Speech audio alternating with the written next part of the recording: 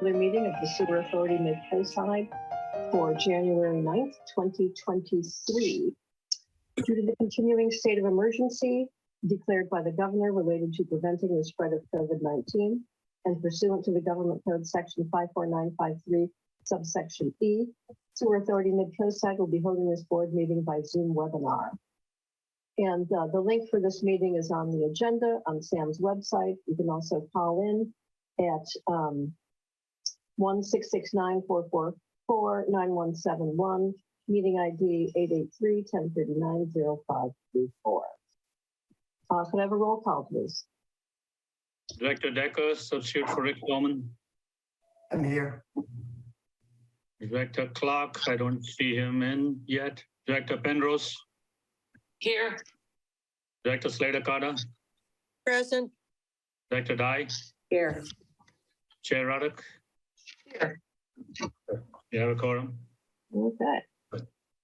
So we're moving to item B, which is special order of the day, election of SAM board officers. So Jeremy, could you just give us a little summary of this item?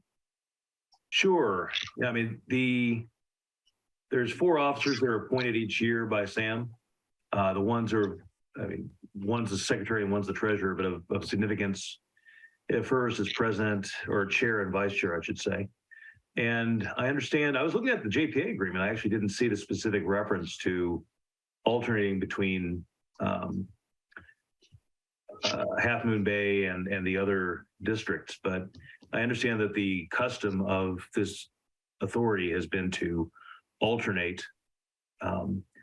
So I guess my understanding, and Kishan can confirm this, is it's the turn of obviously Chair Ruddock has been here for the last year in this position, so it would go to either Granada or Montera.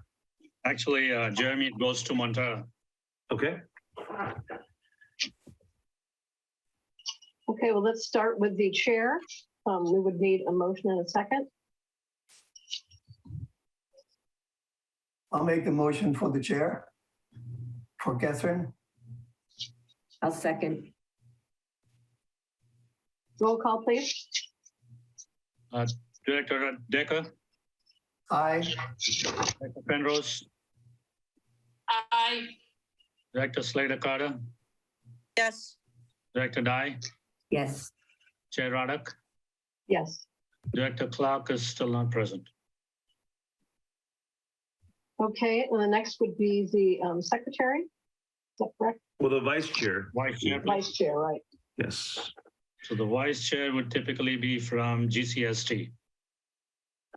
Can we have a motion?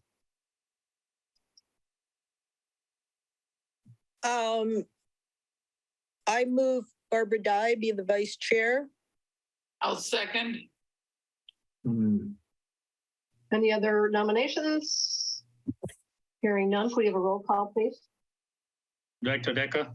Aye. Director Penrose. Aye. Director Slater-Carter. Yes. Director Dye. Yes. Chair Ruddock. Yes. Okay, Director Clark. Absent as of now. Yep. Go to the, yeah, he's still absent. Okay. So then we have secretary treasurer. Yeah, and this would be from Half Moon Bay, typically. So I would nominate Deborah Penrose, Director Penrose. I can't accept it. I'm mayor this year, so I'm unwilling to do it. You are willing to do it? I think she said I'm unwilling. not willing to do it. Not willing to do it. Okay, well, I'll be happy to nominate you, Deborah. okay. Thank you. I'll second that. All right, could we have a roll call, please? Director Decker. Aye. Director Penrose. Aye. Director Slater-Carter. Yes. Director Dye. Yes. Director Ruddock. Yes. Okay, Okay. so at this point, we'll turn the gavel over to Chair Slater-Carter. Thank you. And we will move into public comment and oral communication. And I admit I'm at a bit of a handicap. Can you hear me? It said my Yes. microphone muted. Okay, good. And I don't see hands up, but I'm assuming there are public comment. Well, there is Barbara, one by Director Dye has her hand up. Okay, let's start with Director Dye, and then we'll go and see if anybody else's hands come up. I would just like to thank Director Reddick for being the chair for the past year and for doing an excellent job handling the meetings and so forth. I appreciate the work that it takes and the job that she's done. So thank you. Here, here. Okay, Here. Thank you. for record's sake, Director Clark has joined in at 7:07. Sorry, I couldn't get either link to work. You've been elected president, Director Clark. Sorry. Just kidding. I hope not. I don't want the job. Okay, well, moving right along, I'm still scrolling for hands. I don't see one from Greg Diegas. I'm sorry, I missed that. Okay, well, that ends the public oral comment then for items not on the agenda. We'll move into the consent agenda. There are four items. Approve the minutes of December 12th, 2022 for the regular board meeting and the January 4, 2023 special meeting. Approve disbursements for January 9, 2023. Approve revenue and expenses report for period ending November 30, 2022, and ratification of resolution for the continuation of virtual teleconference meetings per Assembly Bill 361 for the period of January 14 through February 13 due to the continuing state of emergency declared by the governor related to preventing the spread of COVID-19 and pursuant to Government Code Section 54953E, which is attached to the agenda. Do we have anybody who would like to pull any items? I'll move approval. Move approval. Sorry. Thank you. Who moved it and who seconded? Debbie moved and Peter Decker seconded. Please do a roll call vote. Director Decker, Aye. Director Clark, Aye. Director Penrose, Aye. Director Dye, Aye. Director Ruddock, Aye. Chair Slater Carter. Yes.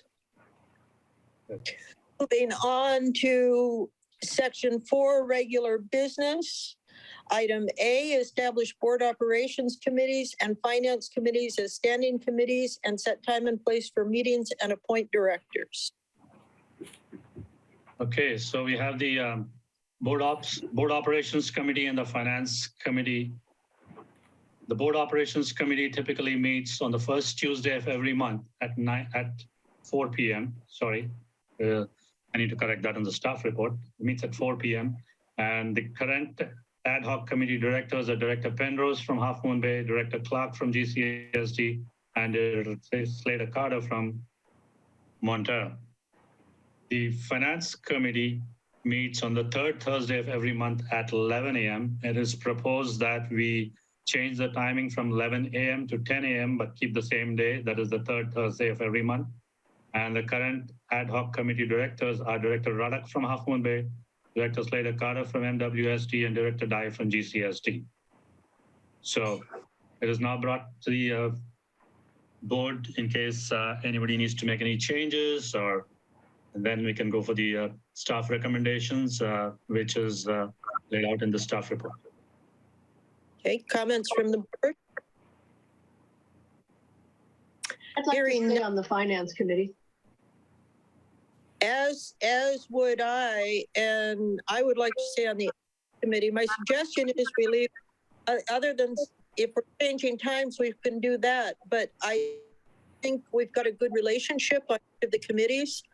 And I suggest, unless somebody wants to make radical changes, that we just set the committee membership as it is. I would like to see Peter on a committee.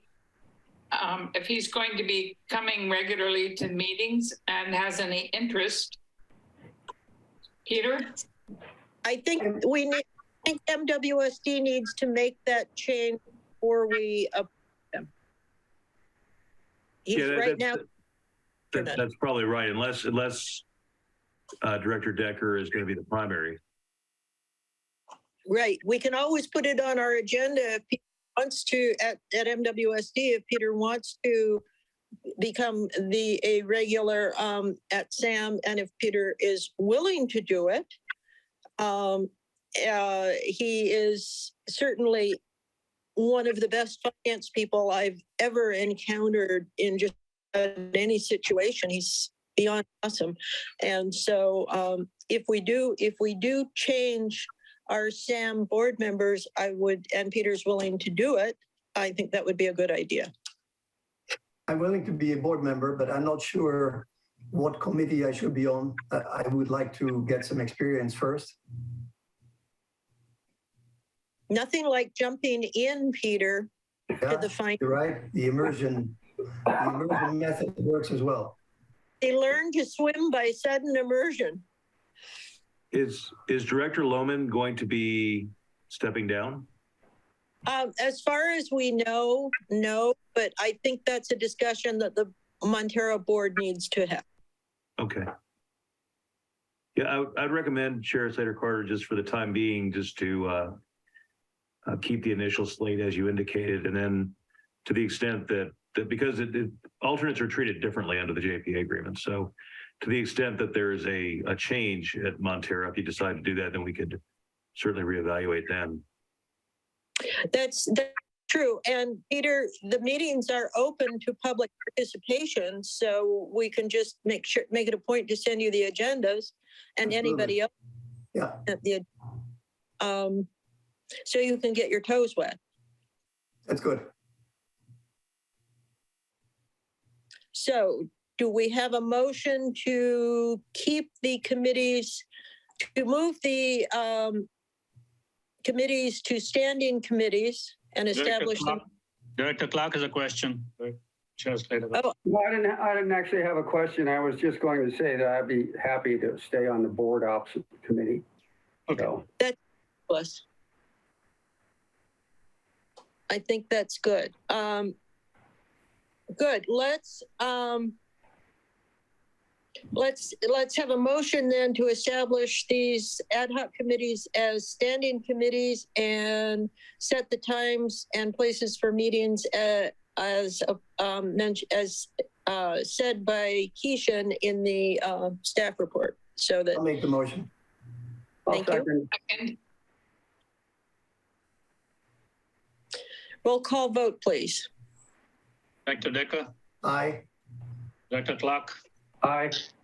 Director Penrose, Aye. Director Dye, Aye. Director Radek, Aye.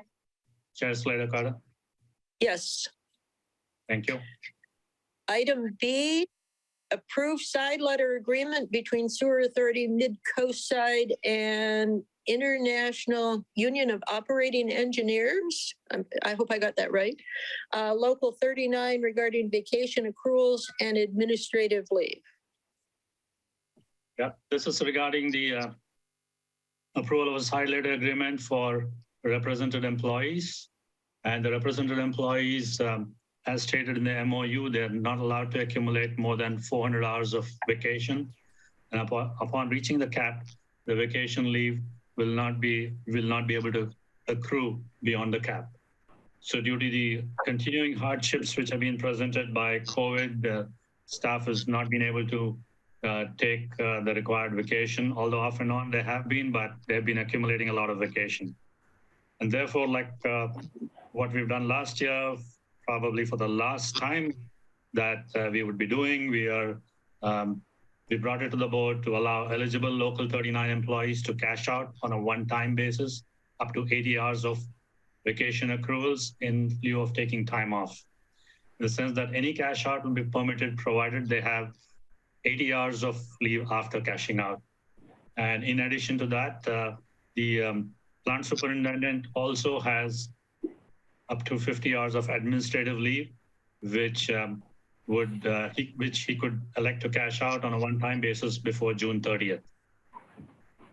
So this is brought to the board, and we have had some preliminary discussions with Local 39 and drafted a side letter agreement. Although it has been accepted by Local 39, we do not have the signed letter of agreement right now, but that will bring it to the board for discussions. And we have Special Counsel Chris Boucher, if he wants to add in. I worked with him on this along with Local 39. So Chris, would you like to add a few points on this? Great, thank you, Mr. General Manager, and good evening, Madam Chair and directors. I hope both directors and staff are safe with the rain season going on. This is like the General Manager said, probably the last time we will extend an arrangement of this kind. But in recognizing that COVID has been on and off over the past years, STAM with a very small workforce is very judicious in encouraging staff to be safe. Even when making plans outside of work for time off. And so there haven't been as much opportunities. There's also been operational reasons why we have had to rely on staff more. Some of those staffing situations will likely improve with new hires. But just in recognizing all of that and to strike fairness and equity for staff, we're recommending that the board approve it. And it is identical to agreements that you have approved in the past, and there is a clear sunset date of June 30th, 2023, so the agreement will no longer be in place after that. Like the General Manager said, based on discussions with Local 39, they are in agreement with the terms of the side letter agreement, and it's just a formality to authorize the General Manager to execute the agreement, and we're happy to answer any questions the board may have. Thank you. Okay, any questions? Move approval for the staff recommendation. Do we have any questions from the public? I didn't see any, but just in case. Okay, let's move approval then. I have one motion for approval. Do we have a second? Second. Thank you. And who is the second made by? My speaker's bad. Was that you, Matthew? Yes. Thank you. Roll call vote, please. Director Decker? Aye. Director Clark? Aye. Director Penrose? Aye. Director Dye? Yes. Director Radek? Yes. Chair Slater Carter? Yes. Moving on to item C, approve a one-time cash out for certain unrepresented employees leave balances for fiscal year 2022-2023. I would request Chris to address this issue since it involves the General Manager. Sounds good. Thank you. So this is identical to the item under B, as Sam has two different groups of employees. We have employees that are represented by Local 39, and we also have unrepresented employees. As Sam, there are currently only two unrepresented employees, and that's the General Manager and the Finance Officer. The arrangement would be the same as what is being offered to the represented employees, with the exception that for the General Manager and the Finance Officer, there is administrative leave, which is comparable to what the General Manager had described for the plant superintendent. The hours of accruals are different, but the concept is the same, that it will allow them to cash out vacation and administrative leave.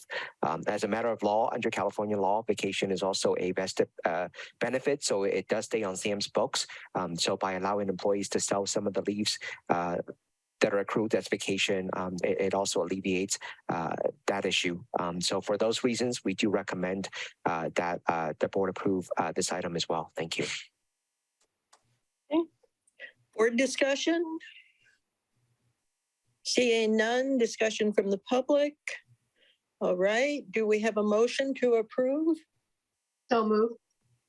from Debbie Reddick and the second from, Second, thank you.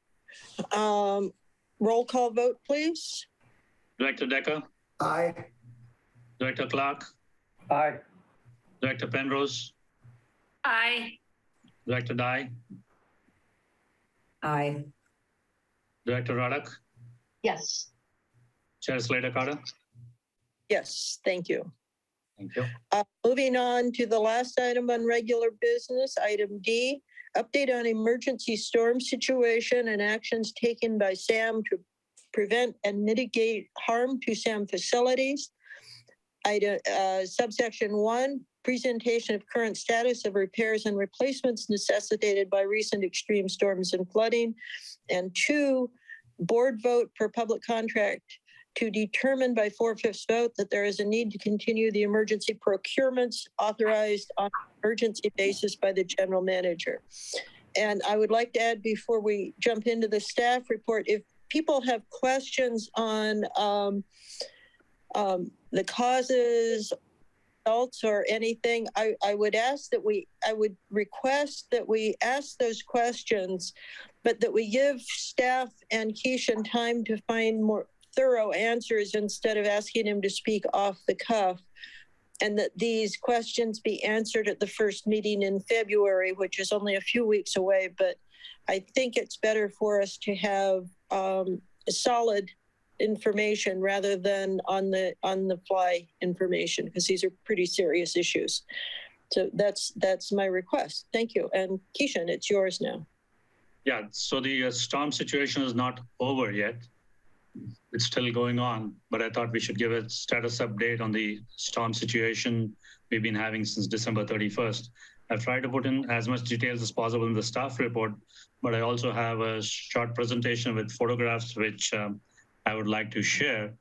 And then at the end of it, I can answer any questions to the best of my knowledge, although we are still working on it, trying to find out the causes, but at best possible, I'll be able to answer questions. So let me just share a couple of slides which I put together.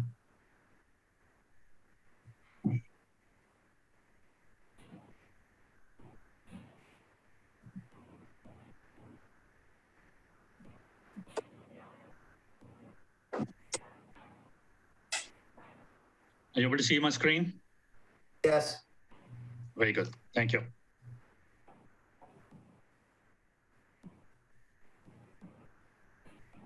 So I'll start off with the impacts of the December 31st, 2022 storm event. It started first thing in the morning on New Year's Eve. It started off with the Pilar-Citos Creek flooding. And this is a picture of the creek flooding, but this was a little later than maybe it's around 10:30. The flooding actually started around 8:30 a.m. To give you an idea, when the flooding started around 8:30, 8:45, the flow coming in the Pilar-Citos Creek, which is from the gauge which is mounted there in Half Moon Bay, recorded a flow of about 2690 cubic feet per second. That was the flow which caused the flooding for the creek to flood into the plant. And to give you an idea, on January 5th, that's when the presentation was being prepared, the flow is about 461 cubic feet per second. And to let you guys know, this evening at about 6 p.m., the flow was about 500 CFS, the 500 cubic feet per second. This morning, since it's been raining hard in the night as well as in the morning, the flow was about 1,050 or close to 1,100 cubic feet per second. This just gives you an idea as to how the flow is. So the flow actually went up to 2690 when we had these problems. So the first area, once it comes from the Pilar-Citos Creek, getting into the plant, gets into the headworks. It flows down here this way, gets into the headworks. And the first thing, the yellow one here, which you see is actually is the readout from the partial flume, which is below here. And the partial flume was actually totally flooded. And this picture has been taken a little later after the flooding took place. We have some videos which took place when actually flooding started, but I've got only pictures right now. So once the partial flume got submerged totally, it stopped working because it was full of water. So at that point of time, the last that we were able to measure on SCADA was about 17.5 MGD. So see, sorry. So you see this flat portion there, that is the time when it stopped reading and it went to as high as 17.5 MGD. So these are the flooding at several places in the plant. But as I've told earlier, this is only after the fact, after the flooding has taken place, when we thought it was safe to move around because it had approached the electrical building and a lot of places close by. So we didn't think it's very safe to go around and take pictures. Nevertheless, this is after a couple of hours, maybe 2 hours or 3 hours after the flooding. So this is the flooding near the diesel storage. This is the flooding around Mechanical Building 1. Mechanical Building 1 is the building which houses all the electricals. And this is the flooding around the building.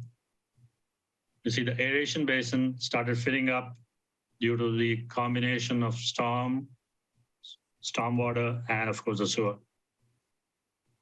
This is the flooding outside the electrical building. This is inside the electrical building, which houses the blower. We have 2 centrifugal blowers and we have 2 turbo blowers. So this is a picture of, excuse me, this is a picture of the centrifugal blower inside the blower room. This is the flooding inside the electrical room. You can see that this is after the fact, after it was flooded. So you see the arrow mark here, which shows the highest flood level. You can see that the level of water has gone up to this mark. That's the same with this. You see the highest flood level here. And this houses this is actually the VFDs are on top. So it's got all the electricals below, but it came up to this level, and it's really a miracle that the electrical room got saved in spite of so much of water getting into the building. This is the transformer here in the Mechanical Building 1. And you see this mark here, the transformer has already got water level up to here. But we saved this, the transformer did not burst. It was okay finally. And beside the transformer is the input-output cabinet, and that also had water in it, but we did not have any problems after. This is the pipe gallery, which has got flooded completely. A couple of pumps were totally submerged. And to get an idea about how the pipe gallery was after the flooding, when the flooding receded, this is how the pipe gallery looks like. And you can imagine that got totally flooded. This opening was literally closed. So due to this, we had, because of the flooding at the, due to the Pillarcitos Creek getting into the plant, in order to save the plant from getting further flooded, we had to shut off the Portola pump station and Montera pump station so that we don't get large flows coming in from the north. Although we still get flows from the San Pablo pump station, as well as from the Frenchman's Creek community. So that comes into the plant. Those are gravity lines which come into the plant, but there's no way that we can shut that off. So the only thing we could shut off was the Portola pump station and Montera pump station. As a result of it, both the storage tanks, that is the wet weather storage at Portola pump station and the Walker tank at Montera, both of them were overwhelmed. The Portola pump station has a capacity of about 400,000 gallons in the wet weather storage, and the Montera has about 450 or 470,000 gallons in their Walker tank. Now, both these overflowed. We had 2 locations overflowing. The first location was on the south of Valimar Street. Oh, sorry. What am I saying? I'm sorry.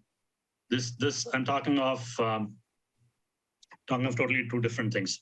I'm sorry about it, but we did have overflows on the Burnham Strip. I've mentioned that in the staff report, that we had overflows at 3 locations. One is the manhole at the corner of Magellan Avenue and Mirada Road for 145 minutes.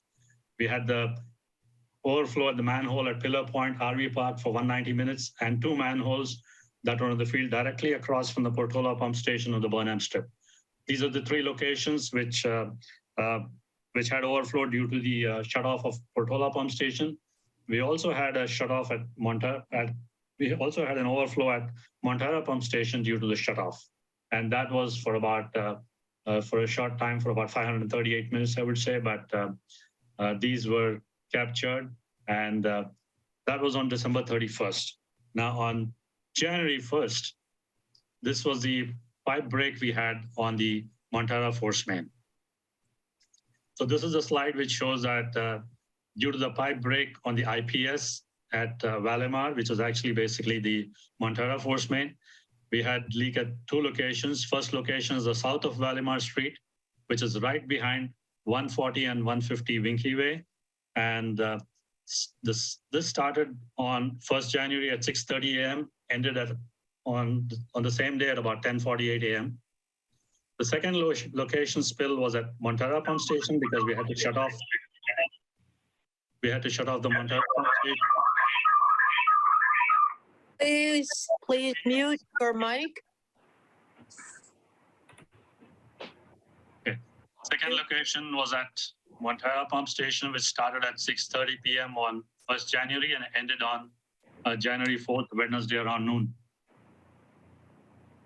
So this is the spill on the Montara Force Main. You can see the street, the residents here, 140 and 150 Winky Way. And here is the Force Main. So these are the backyards of these residents, which happened around 7:30, 8 o'clock or 8:30 a.m. You can see how sewer has spilled into their backyards. And this is the crew which was working emergency repairs, started on the Montara Force Main. You can see trucks here, and they started pretty early. We were able to mobilize the local contractor who was jumped onto it straight away, in spite of it being a holiday. And this is finally at the end of the, after the leak was arrested, after 4 days on Wednesday, we had to lay out a bypass pipe because as we started digging and exposing the present pipe, we saw that there were more and more leaks. So it made sense for us to do a bypass, which is an above ground bypass pipe. That's the blue pipe. And this is a temporary connection. And the leak immediately stopped, and we were able to get the pump station up and running. And this is being replaced. It'll be replaced in the next few weeks by another pipe, which will go underground, and then this will be removed. So you see this, the bypass pipe, which is a ductile iron, sorry, which is HDPE, and this is parallel to the residence. So this is the overflow at the Montara Pump Station caused due to the Valimar break. Can you come back to it? Could you also just mention what you were doing to reduce the scope of the spill? Because I think that's an important thing that you were doing as well. Yeah, I'm coming to that. To reduce the... I'm sorry. No problem. To reduce the spill, we had our vac trucks, vac trucks, as well as our truck, sucking out the sewer from Montara Pump Station and delivering it at Princeton Pump Station. This is to reduce the amount of spill getting into the ocean, and this was being done round the clock. We had, for the first day, we were not able to get many trucks, so we had our truck as well as one truck, and subsequently we got about 3 trucks. Totally, there were 4 trucks going back and forth round the clock, sucking out sewer from this place here, from the manhole outside Montara Pump Station, and then delivering it at Princeton Pump Station. So that was to reduce the amount of overflow going into the ocean. So these were the type of breaks at the Montara Force Main, which we saw. And there were about 4 or 5 pipe lengths where we saw these similar type of cracks. These were all on the bottom of the pipe. So what did SAM do after the storm? How were we prepared for the rest of the storms which are coming up, which came up on January 4th and later? I just thought I'd show you pictures of our preparation, what we've done after January 1. Along the fence across the creek, you see this berm there. We laid out this berm just across Pilarcitos Creek, and then we put screens, and we put sandbags to quite a great height. And that was done immediately on 31st after the flooding took place. The contractor came in and laid it out, and now we have sandbags and all that to protect us from any further storms. So this is a close-up of what we've done across the creek. At several places in the plant, just to give you some pictures, we've got sandbags all over where a lot of where a lot of storm water has entered the building. This is the digester building. This is inside the blower room. We've got sandbags all there. Inside the effluent building, that was also had a lot of water getting into it, where we lost one of the transformers in the effluent building. This is the inside the generator room, where we have sandbags all over. You see this yellow picture is actually this generator here, and we've got sandbags all over here. All entry points to this room has been covered with sandbags. This is inside the heat exchanger room. This is the scribe room, which is a part of the mechanical building. There was a lot of water which had entered into it and got into one of the electrical cabinets. So we put sandbags there. This is the belt press room where we got sandbags put in. Near the bus duct, we got sandbags. So literally we've taken care of all these inlets to the building, and which are all prone at risk if we have flooding coming from the creek. Outside mechanical building 1, the VFDs were actually stacked below, but we then pushed it to a higher level so that they're stacked above. So that in case there's water enters, it doesn't get wet. And this is the workshop room where we got these sandbags up. That's it. That's all I wanted to share. If there are any questions, staff is here to answer. And Tim, did you want to share any videos by any chance?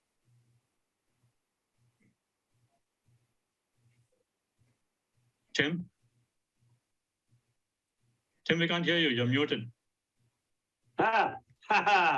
Did you want to share it that easy? Did you want to share any videos? I have some if people want to see some. I mean, I have the one where it's actually flowing over the dike in the beginning, which is lovely. I don't know, or not. If it's a short video and you want to share it, if it's a short video and you want to share it, go ahead. I've given you control. You want to see it, Debbie? Sure.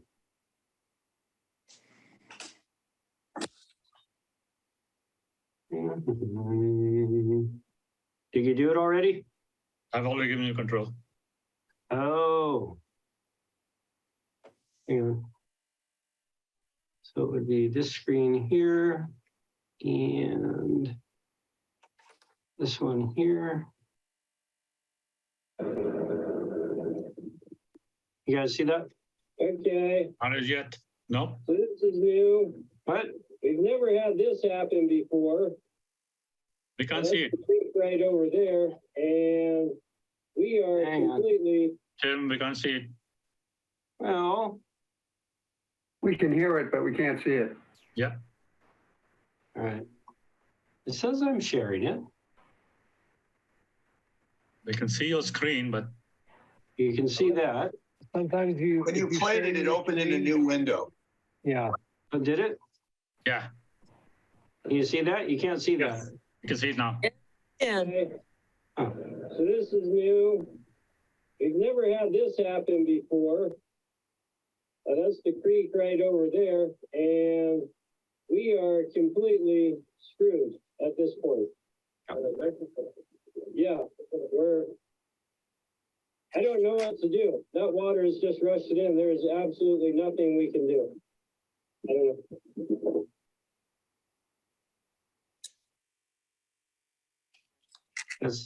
That's all I really need to share. I think that's enough. that's pretty scary.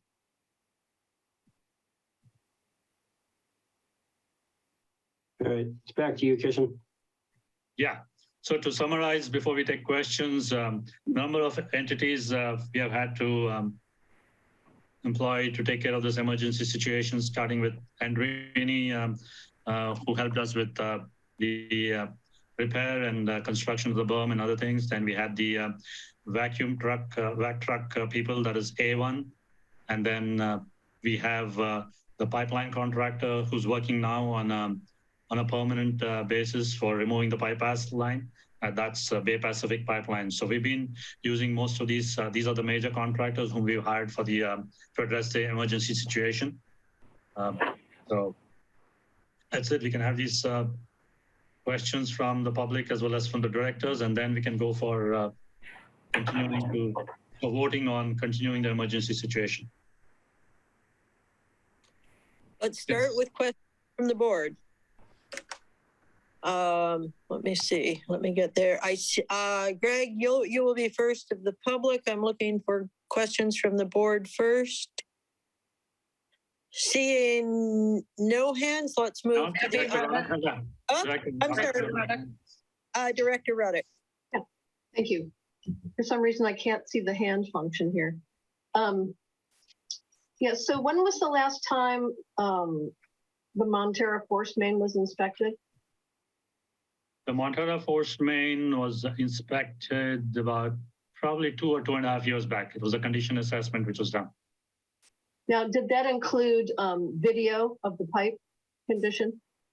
Not a video of the, it's not like a CCTV, but we did have, we did have a video of the entire intersurface of the pipe. There was a new technology where we had a ball which was put at the start of the Montara Force Main, and this had multi-sensor spheres that could detect leaks, gas pockets, and any high points. And that was put in from one end of the Montara Force Main, and we brought it out from the pipe close to the Portola pump station. And that was sent to a third party for an analysis, who was able to take pictures. And yes, we did do the camera of this line for 2.5 years back. And I'm guessing all that information will have to be reviewed again. One more question about the force main. So what would cause the holes on the bottom of the pipe? Well, I would say that probably it is definitely early deterioration, probably abrasion, probably some chemical attack, or this is a ductile iron pipe and it has got coatings in the pipe, and so those coatings have given way. These are typical of what has happened in the past. The force mains have always failed at the bottom there, and we've at the bottom portion of the pipe, and we've seen that this has happened typically in such situations where it is peeled off. The lining is peeled off from the ductile iron pipe. Could that also be caused by, well, you mentioned abrasion. Would that be like from sediment and grit, that sort of thing? Over a period of time, yes. That's all the question I have right now. Thanks. Okay, moving on. Do I see any more hands up from directors? Seeing none. Greg Diegas. Kishan, I visited the plant shortly after the morning flood. And I just wanted to clarify my understanding a couple of things from that day. In the effluent building, I saw marks on the wall that looked to be 24 inches high.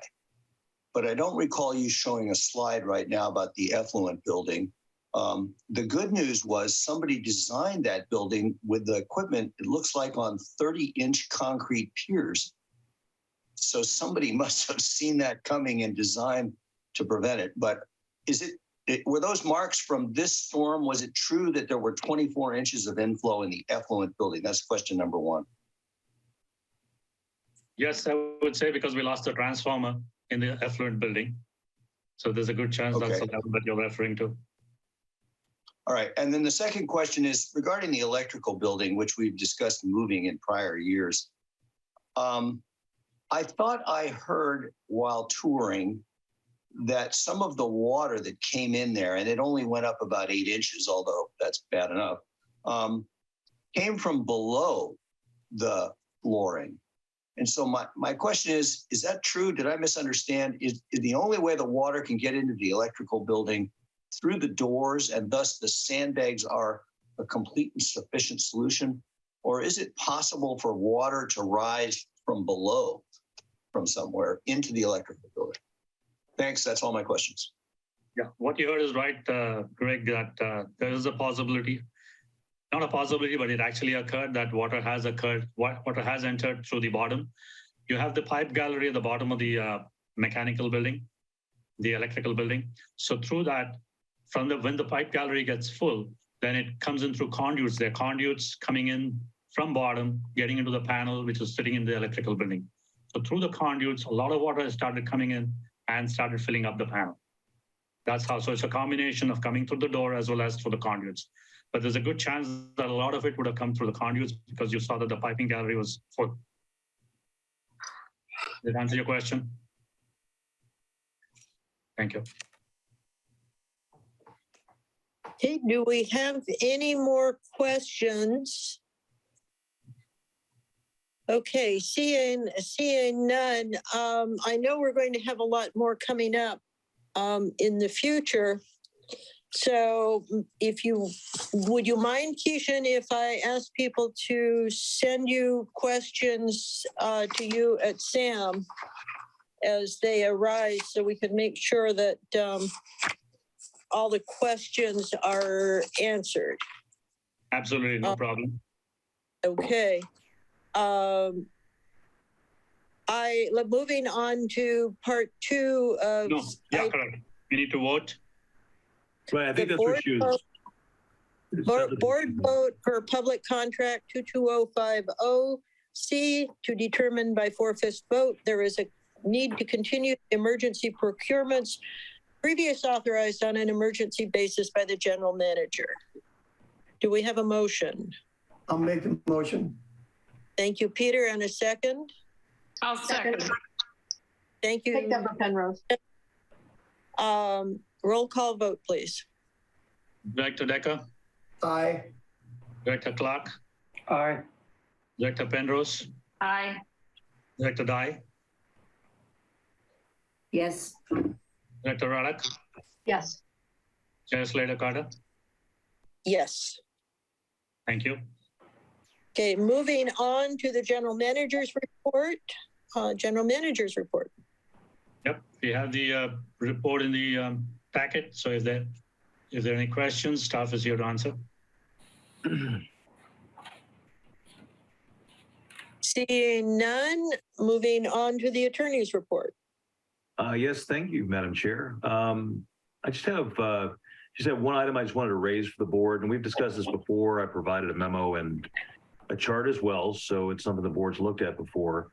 But we're kind of slowly sneaking up on the deadline for when the ability to have these kind of meetings with the relative ease we've been able to do it is going to lapse, unless something, it's possible the governor could change his mind, I suppose. But for right now, we need to start thinking about that. So Kish and I discussed it, and I think it may have even been you, Chair Slater Carter, who at one point recommended maybe the ops committee take a look at what happens next. So that was the recommendation, is maybe start thinking about an ops committee, kind of what's our future meeting strategy look like. Sounds good. Moving on to director. Yeah, so Oops, sorry. Before we go there, my suggestion is that maybe the board ops committee could meet this month. January, we haven't had a meeting, so I'll send a doodle poll to all the members and see whether we can have a meeting this month rather than waiting for the February, because this would probably the expiration of the state of emergency will be February 28th. So if we discuss well in advance, we can bring it to the board at the next meeting. So I'll send out a doodle poll to all you members for the board ops committee meeting. I think Greg has his hand raised. I just want to comment that the MCC has already taken a sense of the council, and we're going to petition the governor on down to change that law, starting with Ray Miller, and we've already written Ray. It is possible to run hybrid meetings. We have speakers and a screen to do so, but the requirement that council members always, well, not always, but be present except for extenuating circumstances is going to cause us difficulty. 3 of the 5 members on the board have spouses or family members who are immunocompromised and are not comfortable attending in person. So If you want advice on how to conduct hybrid meetings, we can tell you what we were planning on doing. But I also want to alert you to the fact that I expect a formal letter to be sent. And I don't know, Jeremy, you can say what chance we have of changing the governor's mind. But we're very opposed to the idea that we be put at risk, given that the odds of long COVID go up astronomically with your second or third case of COVID. Thanks. I don't pretend to know the intentions of Governor Newsom, Mike, but I think the more people who write to him and provide, pressure, I mean, it's more likely that he might take a different path. Director Penrose? Yeah, our city council is considering writing a letter to the governor about this same issue. There are other city councils that have done it in the Bay Area, and we're going to hook on to them. I'd like to see this, Keishan, as an agenda item for the Ops Committee to possibly bring to the board at our first meeting in February. I agree. I think that for people who are worried about the situation, particularly with friends and family who are immunocompromised, I believe this is a good solution, and I would like to see this board join in or at least discuss it. Matthew Clark.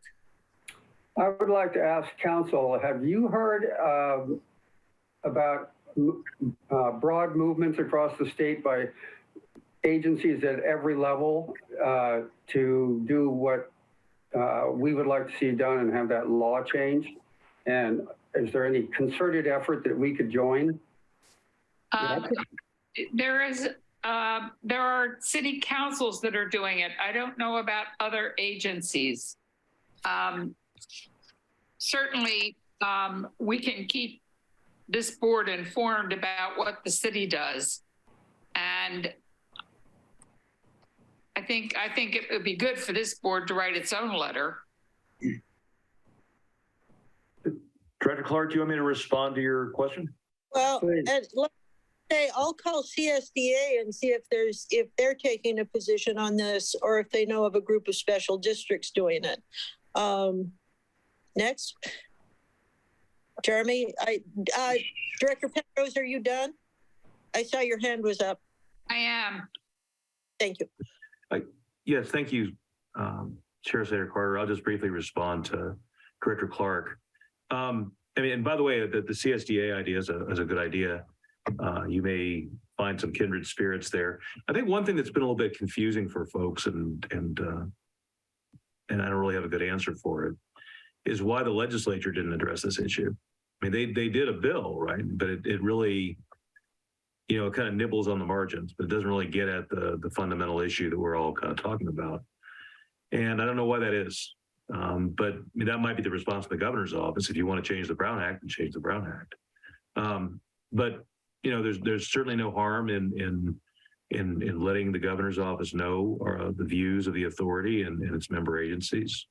And I think contacting the League of Cities and CSDA is probably a good step. But I will say that my experience, at least in Southern California, now this may be it may be different than what you're seeing up there, is that most folks are going back. Not everybody, but a lot of the agencies have gone back to at least hybrid meetings, and some to just plain full-time in-person meetings.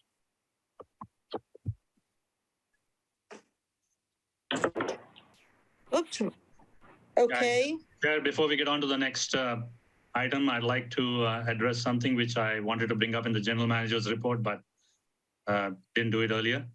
Can I do that now? Please.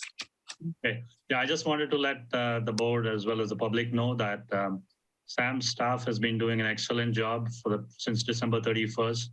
Just to give you an idea, in the 2-week period, which normally they clock 80 hours, people have been doing a lot of overtime, doing round the clock, and they've done on an average about 120 hours with no amount of sleep and so much of stress. People have been working on the weekends, New Year's Day, New Year's Eve and all that, and they're still working. Around the clock, we have one person, at least lead operator, at the plant. So it's a 24-hour vigil now. because power goes off and everything comes up and there's an alarm. So they're literally staying in the plant. So they're doing an excellent service, staff, and they continue to do that and doing the best possible. I just wanted to keep you all informed that the staff has really risen to the occasion, to this situation, and addressing every bit of it. Thank you. Director's reports, any hands? No, but please thank the staff for us. Sure. Absolutely. I have been following this just on various places, and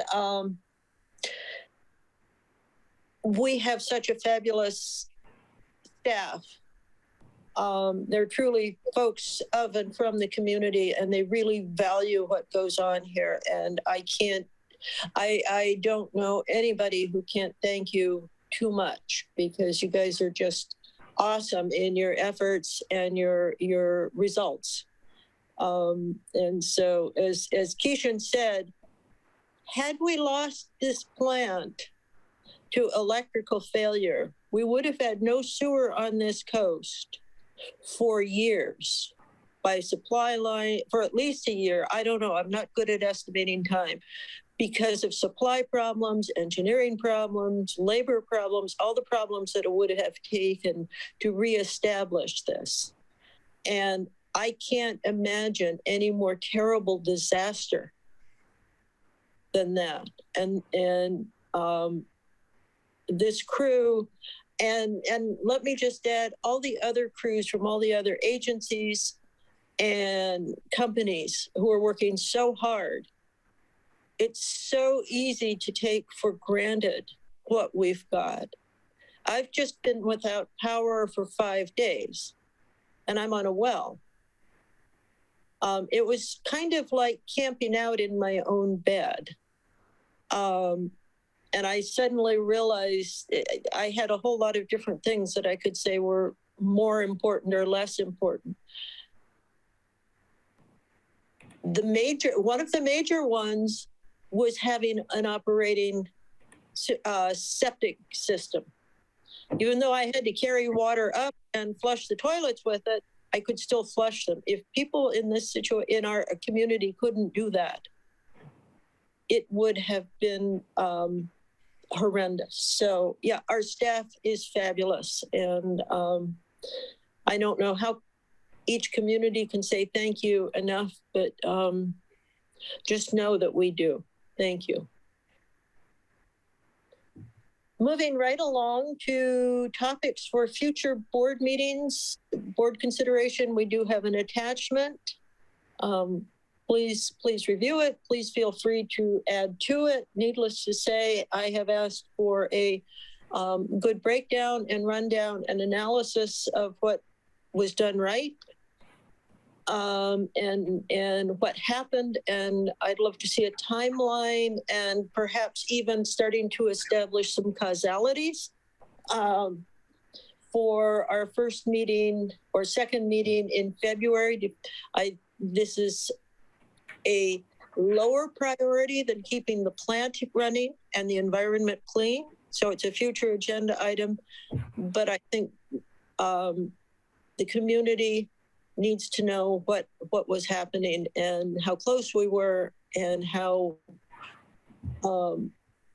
we scraped by, and we're very lucky. So I just, and thank you again, thank you to staff. So that's my request for an agenda item. Any others? Okay, seeing none. We're going to convene in closed session, so we will take a 5-minute break. Everybody but board members and attorney and consultants should sign off and enjoy the rest of your evening. Thank you.